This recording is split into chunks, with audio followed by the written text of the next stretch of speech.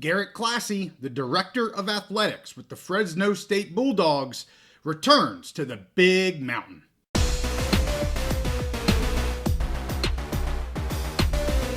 Welcome back to the Big Mountain. I am JY, without my good friend Steve here, but we have a very special guest to join us again, Garett Klassy, the Director of Athletics for Fresno State University. We had him on just before he became the official Director of Athletics there at Fresno State. Anxious to have him back on. We're going to be talking about, of course, Fresno State University. We're going to be talking about the Mountain West and the move of the Bulldogs to the Pac-12. So let's get right into it.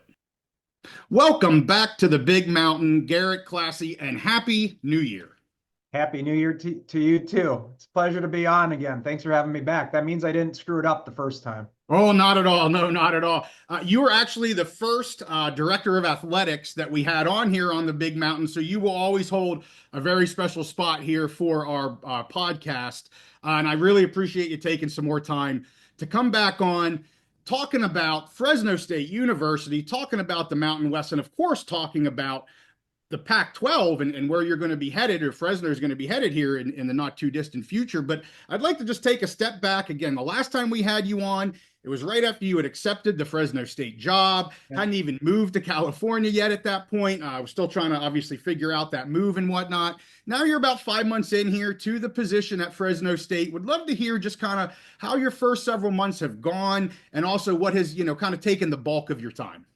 Absolutely. I mean, it's been a very fast-paced environment around here. I think when you step into these roles, you always have this perfect vision on how everything's going to go. And then I think it was a few days after the podcast that I had recorded with you, Coach Tedford had called and said that unfortunately, due to health reasons, he was going to have to step down as head football coach. So that was the first curveball that came my way.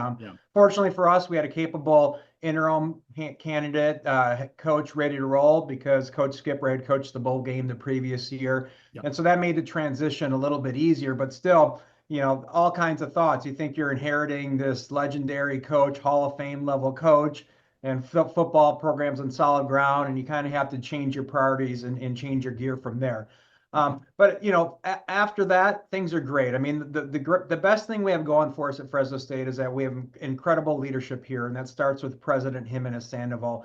We have a president that completely understands the value of athletics and what it means to the university, what it means to the city, what it means to the valley.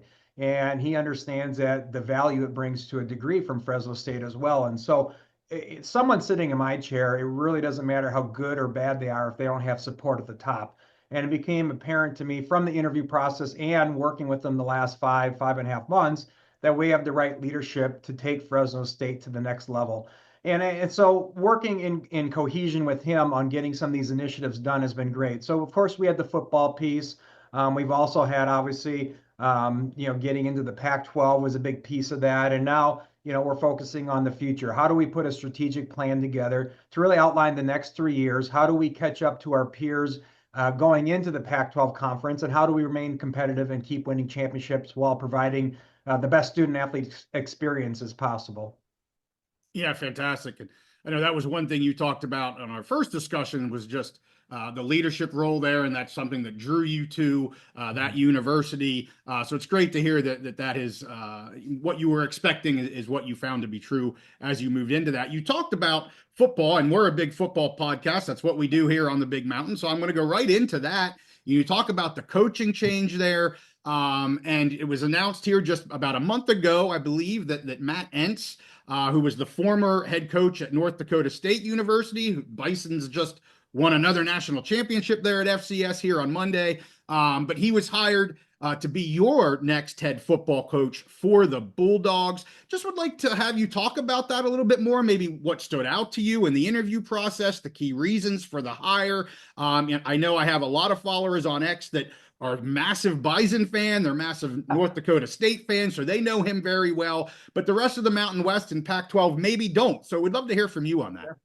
Well, actually, to start out, Coach Entz was actually in attendance on Monday night. His son is on the team and obviously knows a lot of those student athletes. And so it was exciting because he has been grinding since day one. I think it's the only time he's taking off. Hmm. from this job, probably the 3 hours during that game. So it's good that he was able to spend that with his family. But from the beginning, I was, the one thing I will say is throughout the season, we were completely committed to this coaching staff and helping them get the head coaching role and doing anything possible. So I actually, shut down the coaching. I shouldn't say shut it down. I never even started the coaching search until we got further along in the season.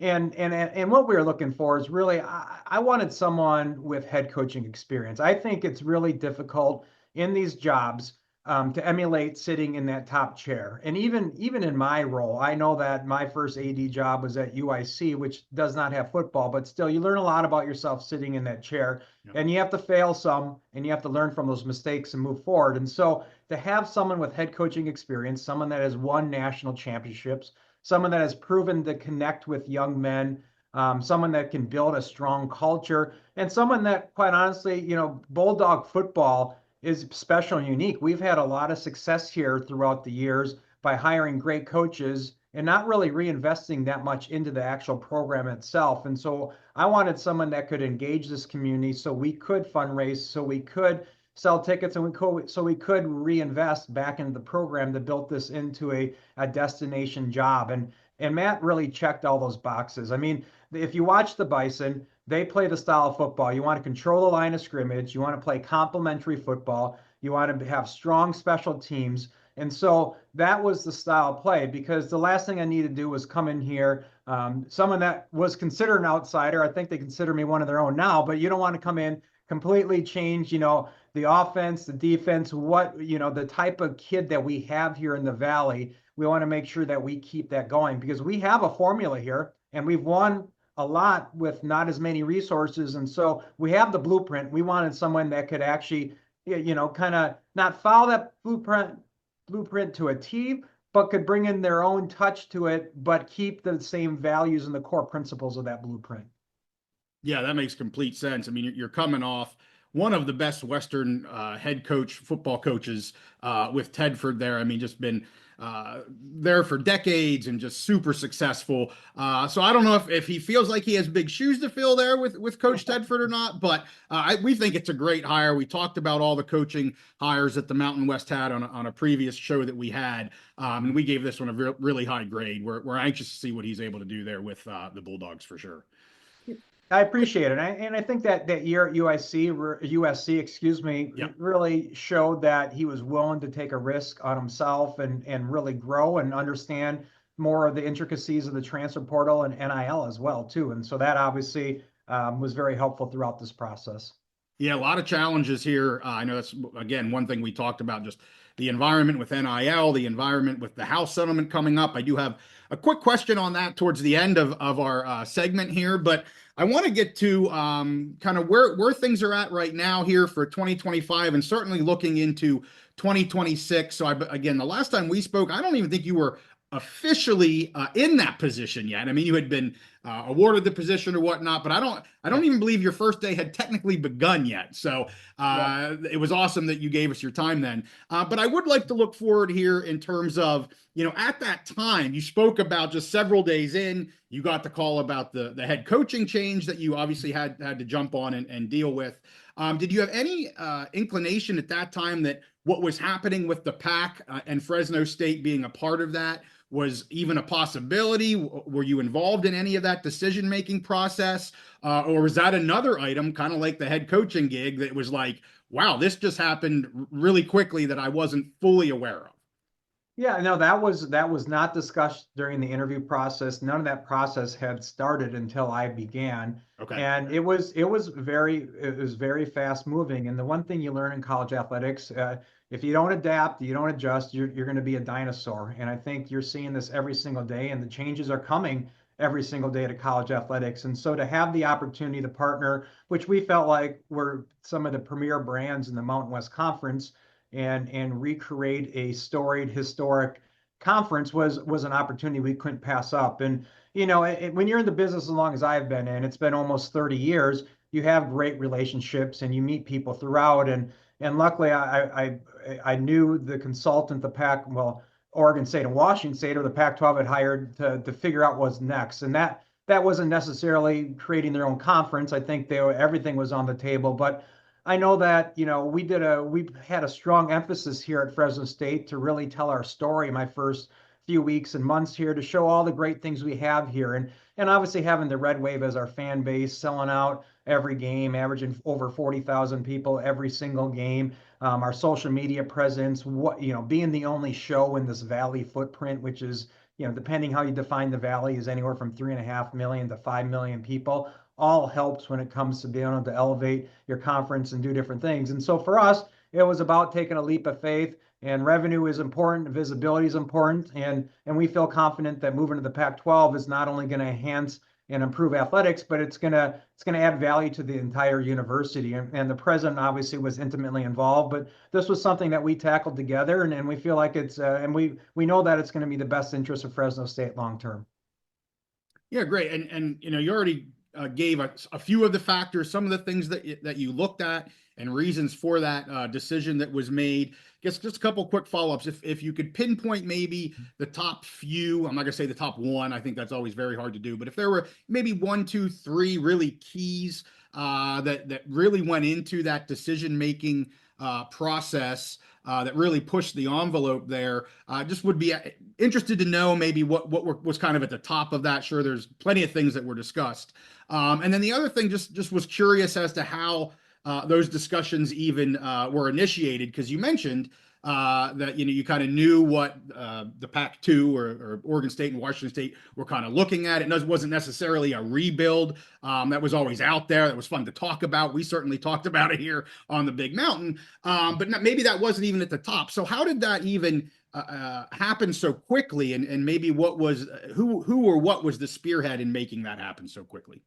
Sure. I mean, to answer the first question, there's always a lot of factors, and I don't know how you necessarily rank them, but I think from an academic side, I think it opens up new avenues for increasing enrollment. We believe, given the strong brand of the Pac-12, that it's gonna get us a different type of student, maybe not different, but a different type of more applications than we maybe would have received in the past. And so I think that was important to the president. And let's face it, higher education has seen enrollment decline in a lot of places. And so anything that you can help the university is important, because Fresno State really is the economic driver. It is the most visible business per se in the entire valley. And so we have a greater responsibility to do what's best for the greater valley and Fresno. And I think that's part of it. Anything that we can do to increase visibility and enrollment is key. And what does more applications produce?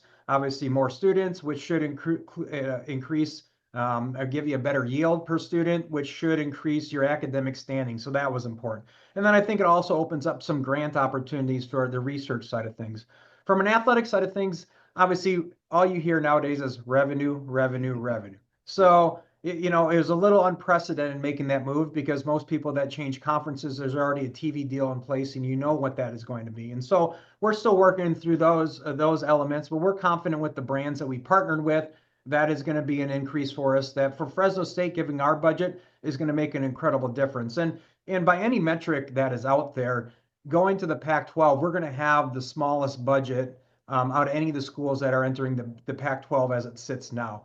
And so, but we've always been a school that punches above our weight class, and we do more with less. And so this situation is no different. And so for us, it's going to be helpful to have those more resources. And I feel like you don't have to have the most resources to win, but how do you strategically utilize those resources to position yourself to maybe gain more resources or invest in the right areas to win? And so we feel confident in that side of things. And then it's the visibility pieces, the games that we're going to be able to schedule, the national TV, the exposure piece, the type of student athlete. We talked about the general student body, but the student athlete, our coaches, from the soccer coaches to water polo to football to basketball, talking about the doors that they're able to open by being in the Pac-12 conference that maybe wasn't there in the past. And I know it's not the same Pac-12. I'm not sitting there selling that it's Oregon, USC still in the Pac-12, but that brand still carries significant weight, and it's a considerable brand. And so I think all those things factored into the decision.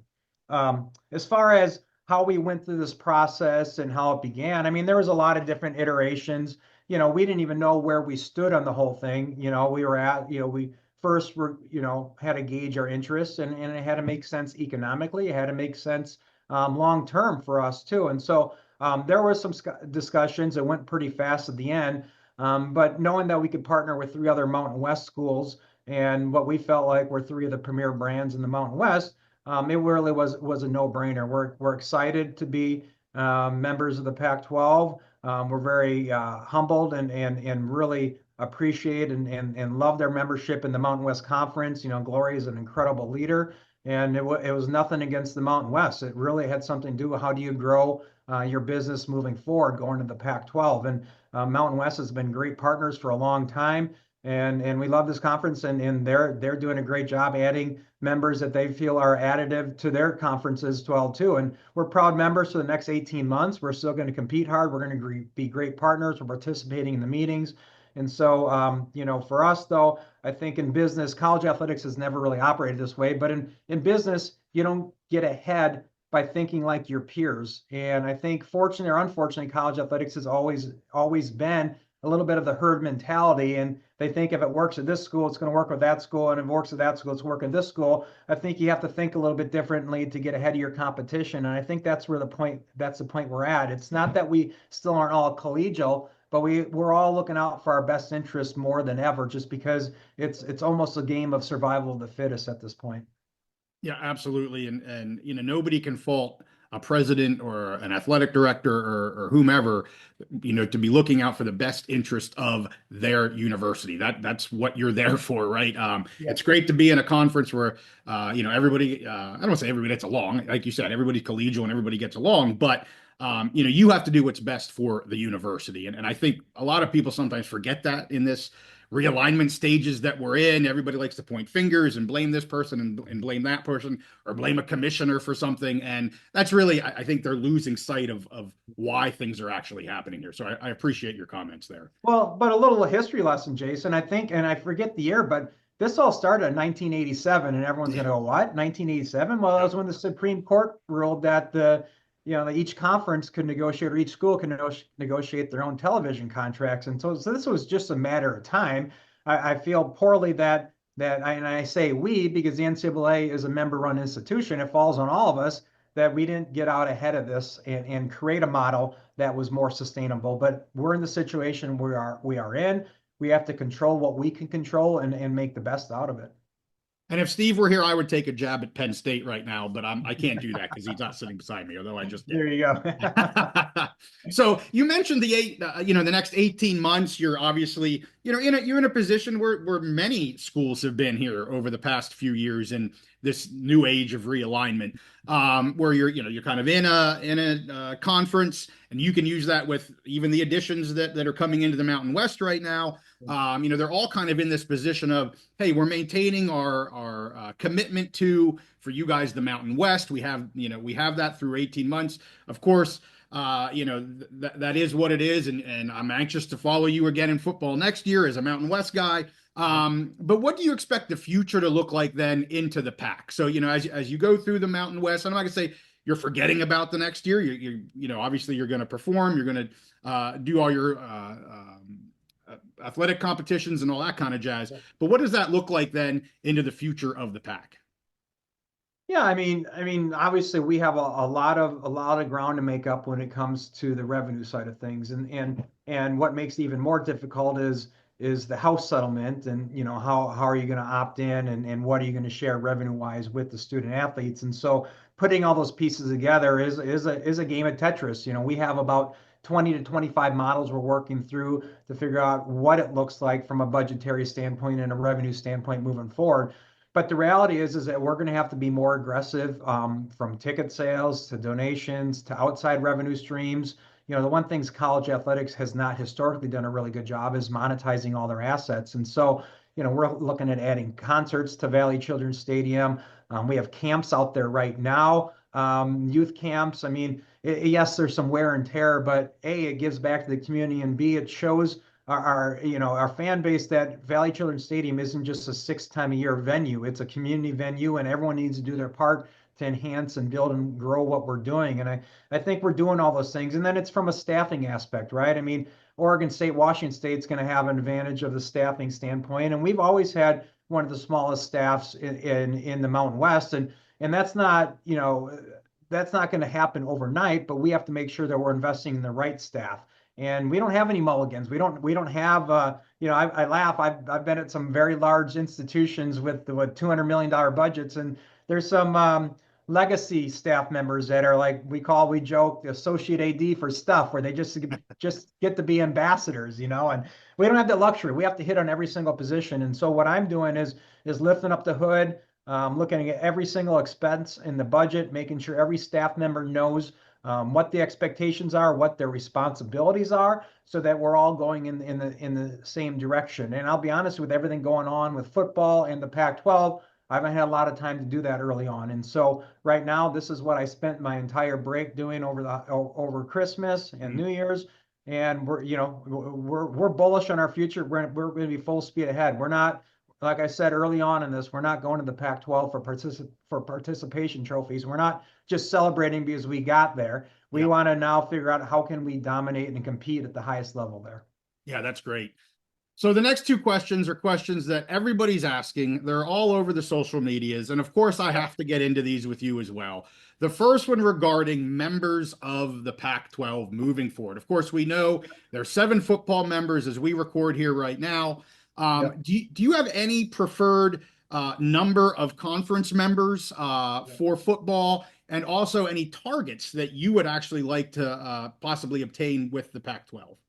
Yeah, I mean, I'll answer that as honestly as I can. I mean, I will tell you right now that, and this is Garett Klassy representing Fresno State. This is not speaking on behalf of the Pac-12, but I've been very vocal that I'd love to have at least 9 football playing members, and so we can have an 8-game schedule. Anyone that's sat in this chair and has done football scheduling has realized how difficult that is to schedule 5 non-conference games, let alone 4 non-conference games. And so for us, we'd love to get to the point where we could get to 9, so we can count on 8 games every year. And I think it makes the most sense across the board. And so that's what we'd like to get to, but we're not even discussing membership at this point. We're laser focused on getting the TV deal done. And then hopefully the TV deal done is at a number where other schools will think that's additive to them and to their budget and will want to join. I mean, to me, who do I want to join? I mean, I love the geographic footprint we have, but the reality is I don't know if the TV networks see anyone else in this footprint that actually would be additive to the TV deal. And so as we're trying to grow as a university, me personally, I'd like to see the members that are going to be the most additive to the network that can help bring revenue. And listen, one of the things I didn't talk about is if the college football playoff deal exists like it is moving forward, and I know there's going to be some small tweaks. I think the big misnomer out there is that, well, these conferences are guaranteed an automatic berth. Well, it's not certain conferences. It's the highest rated, the 5 highest rated conference champions. And so we went through this process.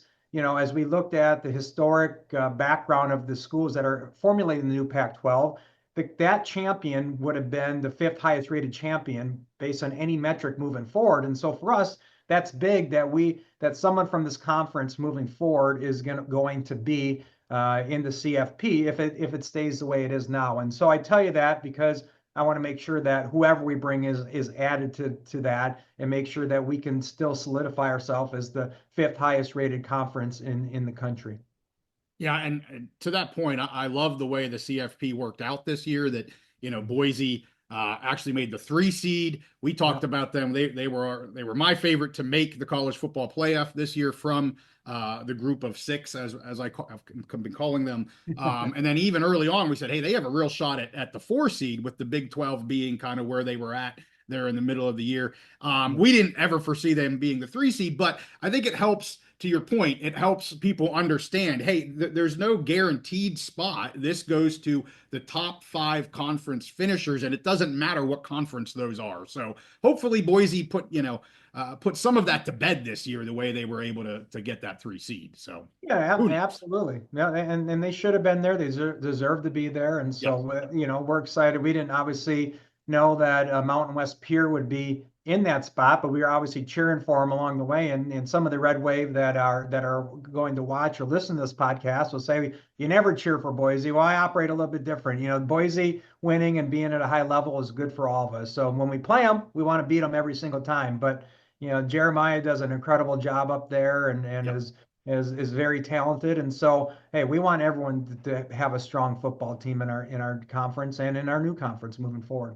Yeah, for sure. Well, I have to talk about media evaluations. Of course, you did bring that up, and that's what you're focused on right now. I Yeah. am not going to ask you to put a number out there, so don't worry about that. But I am going to say that, I mean, speculation is that the Pac-12's number here, their media value, is going to probably be higher than the Bulldogs have ever seen in the past.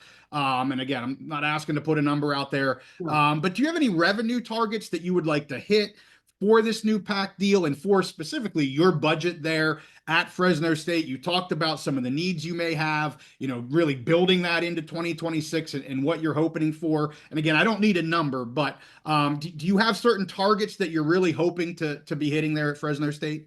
I mean, it's been part of the modeling process, but yeah, I mean, if I hope it's the same number the Big Ten and SEC are getting, but we know that's not reality. And Yeah. so, if we can get more than we're receiving now from the Mountain West is additive. Obviously, we're hoping for more than that, and we're making that leap of faith. But this is uncharted territory, and Octagon has been on top of it. They're doing a heck of a job, chasing down every deal. And there's not just 4 linear networks anymore that are bidding on these things. You have the cable networks, you have the streaming, and I got excited when I saw the numbers for WWE Raw that was on Netflix. Like, that's incredible. Now I know that WWE NFL is on a different stratosphere, but it shows that there is value and people are going to those networks. And I think that's going to be important moving forward. And so nothing's been presented to us yet. We don't have any numbers yet. I'm hopeful that we're close. I mean,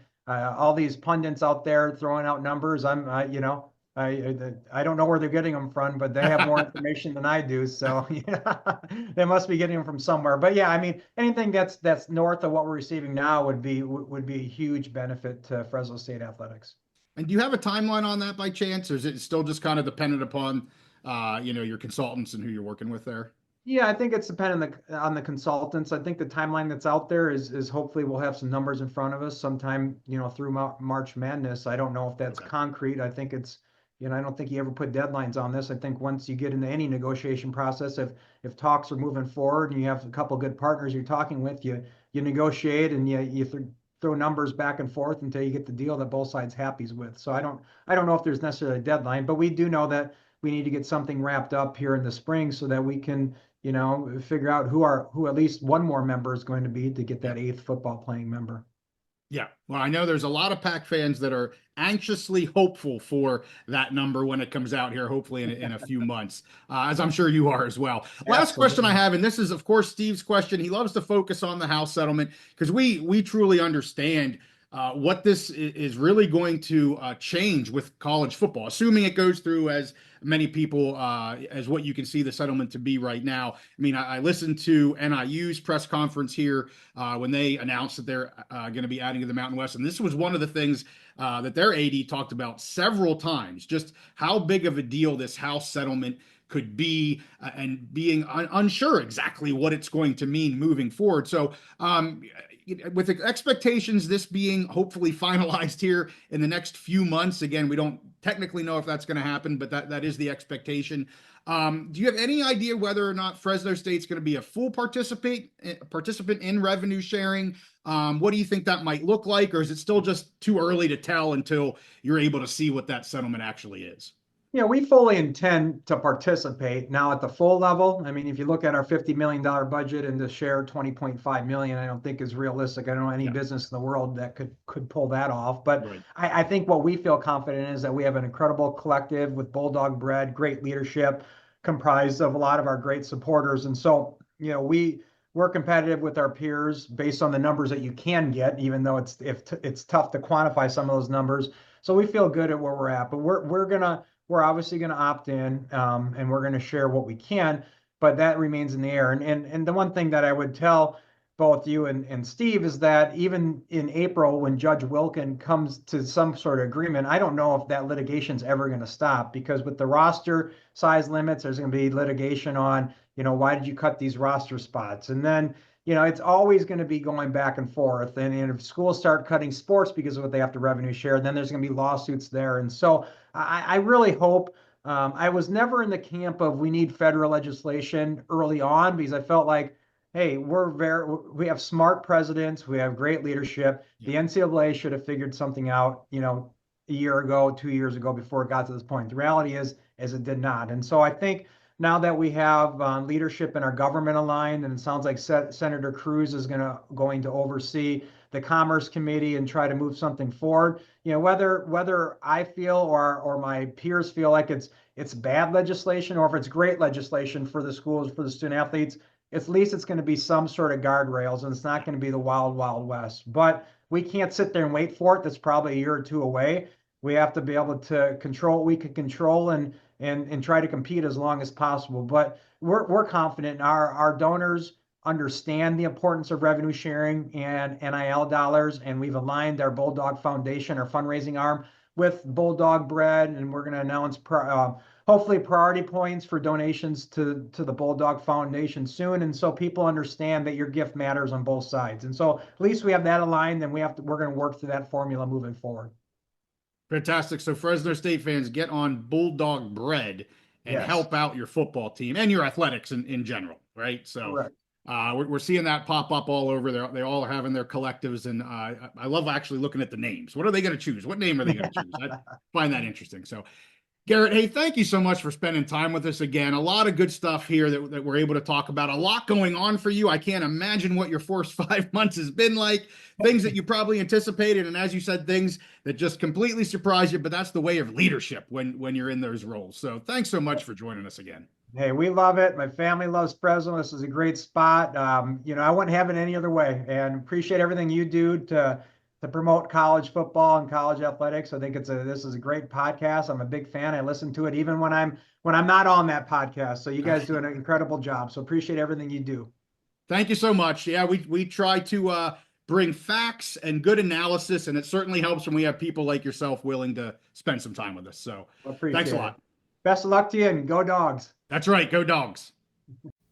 Well, there you heard from Garett Klassy, the Director of Athletics from Fresno State University. We again thank him so much for his time, his second time joining us here on the Big Mountain. With that, we do everything college football throughout the entire year. We cover the Mountain West, we cover the PAC, and everything that's going on in between. So make sure you subscribe to our channel if you're a fan of those two conferences. Of course, Steve, who's without here today, he is a Big Ten guy. He covers all kinds of things, realignment and Big Ten as well. So again, if you like college football, make sure you subscribe to our channel. Give this guy a like, and we'll see you next time on the Big Mountain.